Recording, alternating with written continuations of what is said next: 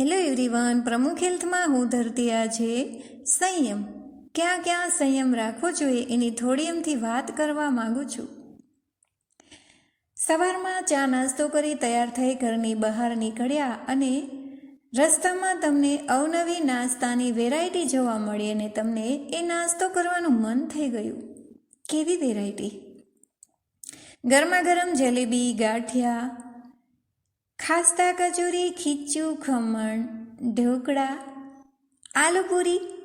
નામ લેતા તો મોંમાં પાણી આવી જાય છે, પરંતુ પેટમાં જગ્યા નથી. તો તમે આગળ જઈ શકો છો. દોસ્તો, ક્યારેક એવું બને કે તમે મોલમાં ખરીદી કરવા ગયા, પરંતુ ખરીદી બાકી છે. પોકેટ મનીમાં તપાસ કરતા દેખાય કે મની થોડા ઓછા છે અને તમને એક મસ્ત મજાની મોંઘી દાટ પણ ખૂબ જ સારો કલર છે, તમને શૂટ થાય એવી કુર્તી છે અને તમને બહુ જ ગમી ગઈ.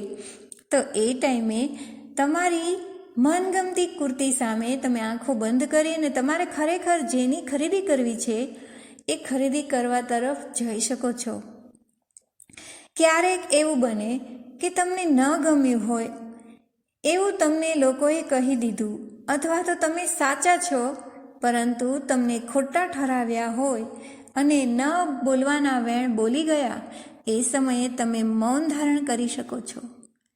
હા દોસ્તો, થોડુંક દુઃખ થશે, પરંતુ તમારા સંબંધો ટકી રહેશે.